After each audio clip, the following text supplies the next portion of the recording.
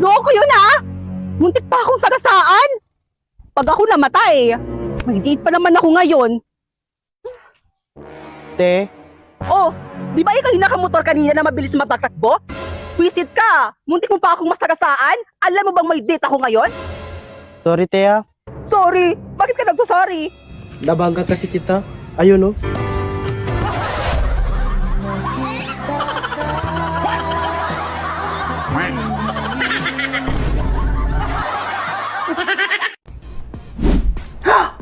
Wow!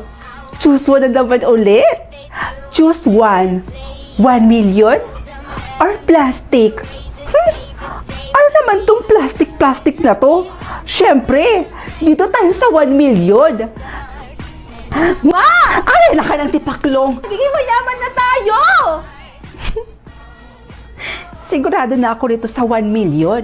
Aanin ko naman itong plastic na to. Eh, wala naman yan kapaki-pakinabang. Hindi naman ako magkakapera dyan. Kaya dito tayo sa 1 million. Ha? Hindi, isa pa.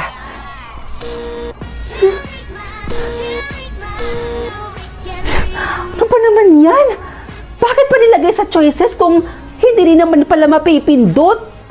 Kakainis. Walang kwenta. Ay, nakakainis naman. Bakit pa kasi nilagay sa choices kung hindi naman pala mapipindot at makukuha? Anin ko yung plastic. Ano naman kapaki-pakinabang yung mga yun? Hoy anak! Ano bang nangyayari sa'yo? Bakit bigla-bigla ka na lang sumisigaw? Nagulat ako. Akala ko kung ano na yung nangyari sa'yo, burikat ka. Tsaka, ano ba yung pinagsisigawan mo kanina? Ano yun? Magiging mayaman na tayo? Wala yun, ma. Joke time. Eme-eme ko lang yun. Ay, nako. Kaka-cellphone mo yan, nak. Ito kang basura, o. Itapon mo nga dun sa may labas. At nang may pakinabang ka naman, hindi yung puro cellphone na lang inaatupag mo. Oh.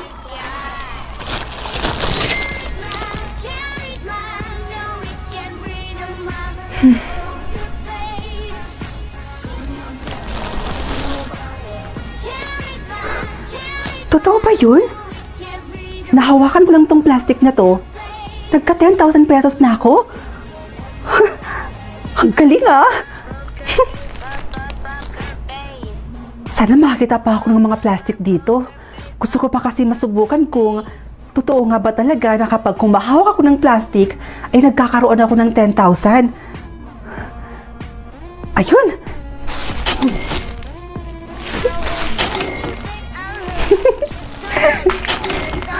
Totoo nga!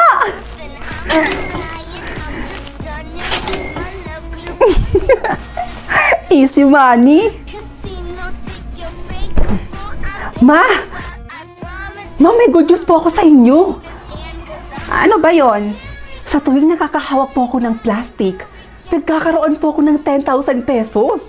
Ma, ang dami ko na pong ipon ngayon! Wow, ang galing naman yan, nak! Bakit hindi ka na lang kaya maging basurera, nak? Mukha ka naman kasing basura eh. Lo, biro lang, nak. O siya, ma, lalabas po muna ako, ha?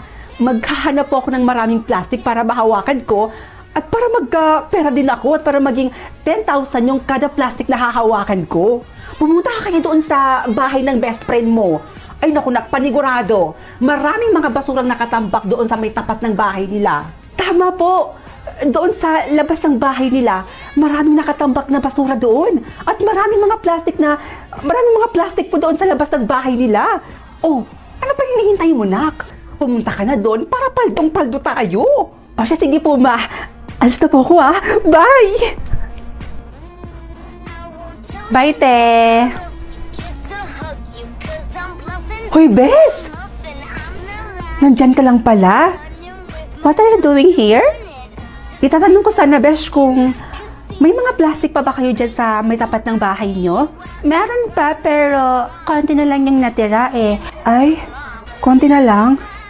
O siya, sige na, Bes, akin na nga muna yan. Why? Aanihin mo ba? Wala lang naman. Akin akin na. Ako na lang muna magtatapon dun sa labas. Oh, much better. Okay.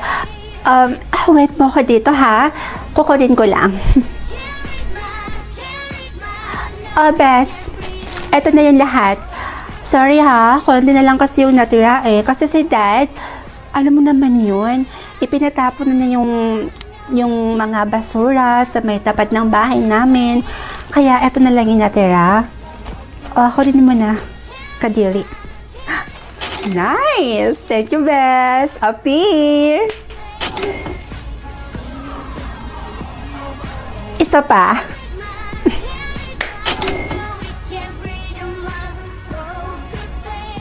Isa pa, Bes.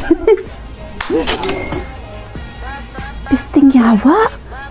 So, pinaplastic lang niya ako? Isa pa, Bes.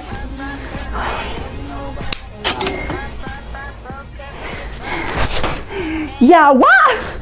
Ow!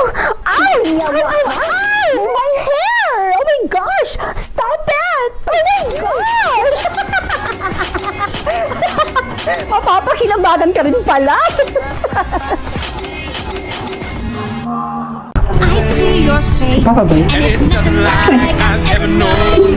Sorry. Kunin mo nga yun. It's open. Eto anak ha, kumain ka muna.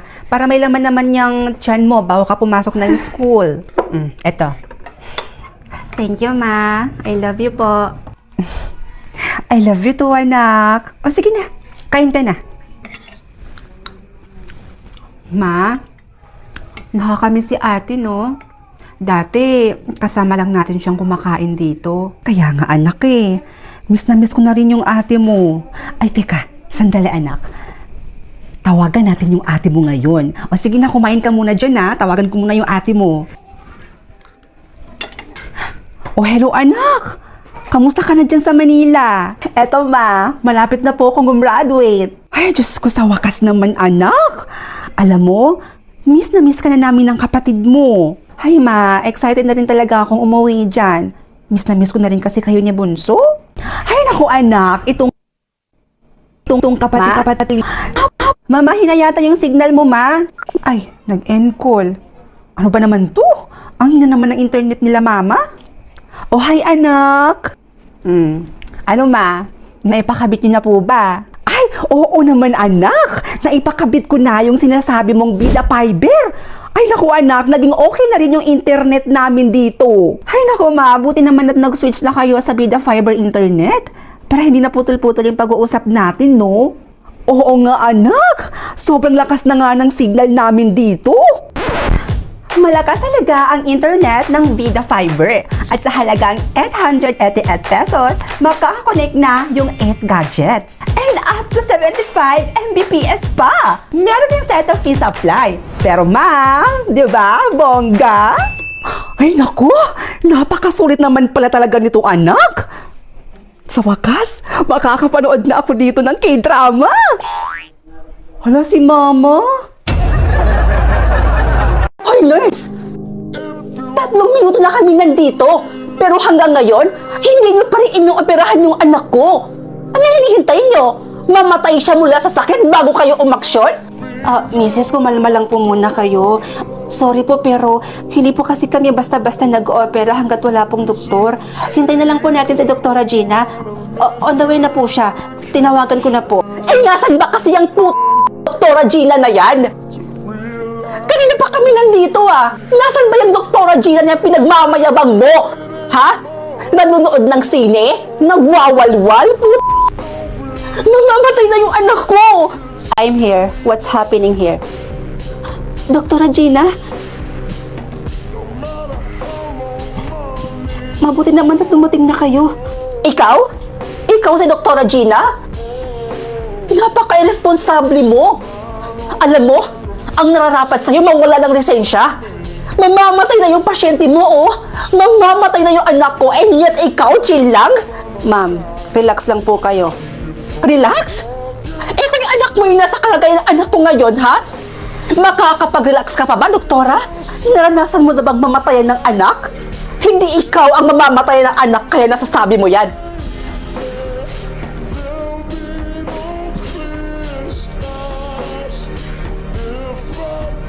Doktor, excuse me po. Urgent. Operation for chest kabilang nervous room. Anak ko. Kaya kong sirain ang pangalan mo kung sakaling may mangyaring masama sa anak ko. Mrs., hindi ako Diyos at hindi ko rin hawak ang buhay ng anak nyo. Pero bilang doktor, gagawin ko lahat ng makakaya ko, mailigtas ko lang siya. Excuse me po. Doktora, alam ko naman po na magaling po kayong doktor. Pero sa kasong to, mukhang malabo na yata siyang mailigtas. Magtiwala ka lang, Nurse Bea. Gagawin natin ang lahat ng makakaya natin. Prepare all apparatus please and always check the heartbeat.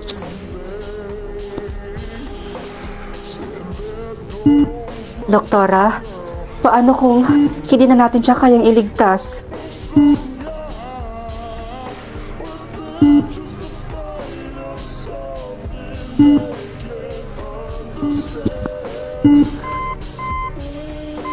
Clear. Doktora, wala na po talaga eh.